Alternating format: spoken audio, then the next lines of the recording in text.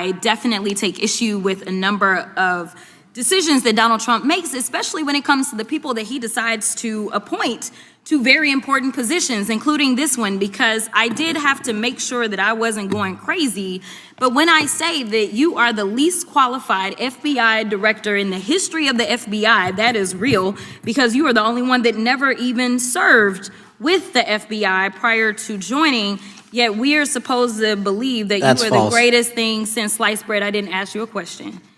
Now, what I want to go through is to talk about why you are a failure and why, honestly, we just need to tell you bye-bye. I know that you got a little upset and you put on your show for your boss because it seems like you're trying to save your job when it came to talking to Senator Booker yesterday.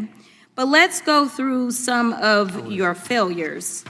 So before you were even confirmed, and I think one of my colleague from Georgia, pointed out that you are already targeting career officials so that you could direct illegal firings. Mind you, these cases that you were so upset about, which are the ones tied to Trump, the cases came through his handpicked FBI director. And frankly, when people sit around and say things like, oh, you know, we're happy because now we feel safe. I don't know who feels safe in this country except for the white supremacists, because I specifically as a black woman definitely don't feel safe. And frankly, my colleagues have been real nice to you today, and I applaud them, but I don't have the same demeanor because I know that multiple colleagues on this side of the aisle have faced death threats. In fact, somebody tried to kill one of my colleagues. And frankly, I don't know if this FBI or under your leadership, if those people would have been caught. I don't have any confidence in you. And if we start talking about the reasons that I lack confidence, we could start with you not just wanting to acknowledge some simple facts.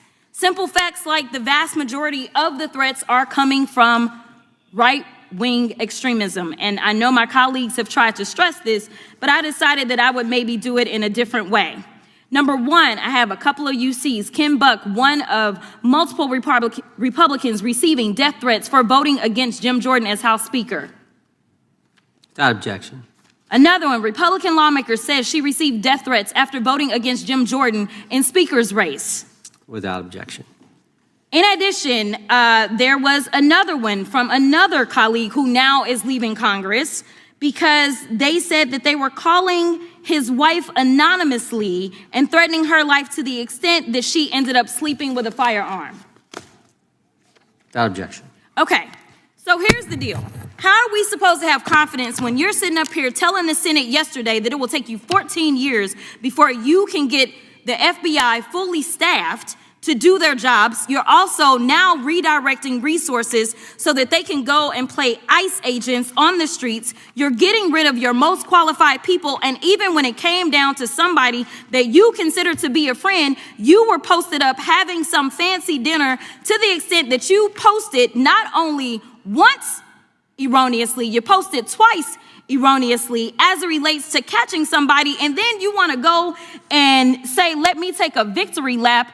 Because honestly, if it wasn't for parents deciding that they were going to turn in their child, it seems like y'all wouldn't have got there, even though he literally confessed online. So I'm confused about what it is that the FBI is doing except for trying to put on a show for the apprentice or whatever you want to call him.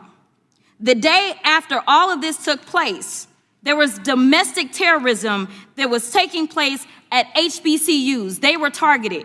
Yet I didn't hear anything from the FBI about what was going on. And again, black people kept saying, how did we end up in this? Because the numbers are so very clear that white supremacy is a problem. And honestly, I've not heard anything out of you today that makes me believe that you're going to do anything about the white supremacy problem, the one that is leading to children being killed, children being shot, as well as members of their community as they're worshiping in their churches.